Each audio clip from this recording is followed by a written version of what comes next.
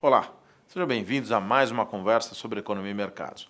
Hoje eu quero continuar falando com você a respeito do dólar e tentar mostrar por que a gente não considera essa uma crise cambial brasileira, como a gente viveu em vários outros momentos, o que tem de distinto desse episódio em relação aos anteriores. Em primeiro lugar, o movimento que a gente tem visto da moeda brasileira, o real bateu 3,75, agora tem voltado um pouco, ele tem muito a ver com o que está acontecendo na economia global.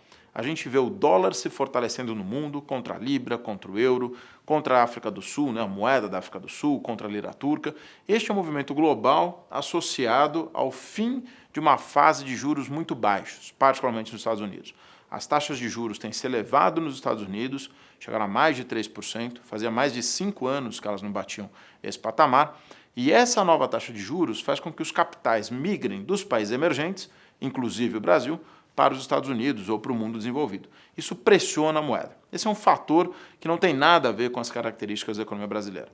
Do lado doméstico, é verdade que a economia brasileira tem crescido menos do que se esperava e também a agenda de reformas, a agenda fiscal principalmente, reforma da Previdência e outros temas ligados à agenda fiscal, eles têm sido adiados, provavelmente para depois da eleição.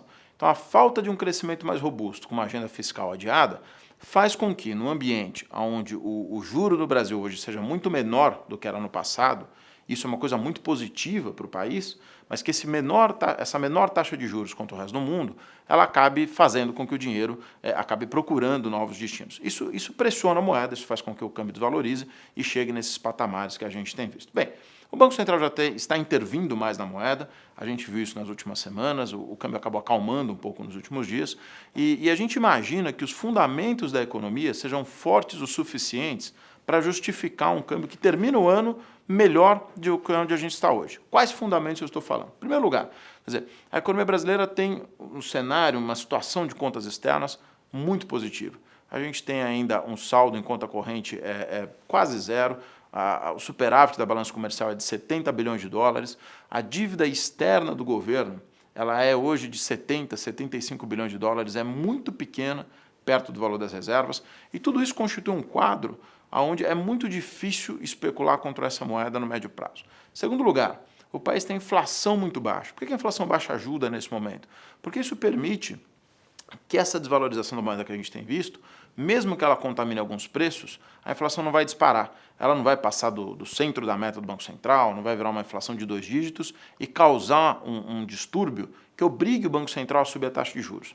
Tem tanta folga na inflação que dificilmente o Banco Central vai subir os juros ao longo desse ano, talvez até no primeiro momento, no primeiro, segundo trimestre do ano que vem. Então a taxa de juros vai continuar baixa, isso ajuda a recuperação da economia.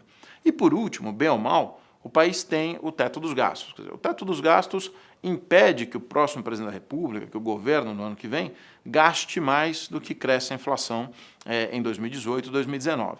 Portanto, tem uma certa âncora para as despesas do país, tem uma certa âncora para os gastos do governo que impede um descontrole. É claro, se após as eleições, se ao longo de 2019 não tiver uma reforma da Previdência, não tiver continuidade da agenda fiscal, é difícil manter o teto dos gastos vigente, porque as outras despesas todas vão ter que cair demais para poder caber no teto, para poder caber no orçamento público, o total das despesas federais. Mas fazendo a reforma da Previdência, é muito provável que esses fundamentos externos, com inflação baixa e uma economia que começa a se recuperar, traga a moeda um pouco de volta. Então a gente espera que ainda possa haver volatilidade nos próximos meses, a gente pode ver a moeda um pouco para cima, um pouco para baixo, mas os fundamentos de médio prazo deviam trazer o câmbio mais próximo de 3,40, 3,50, assim que eles prevalecerem.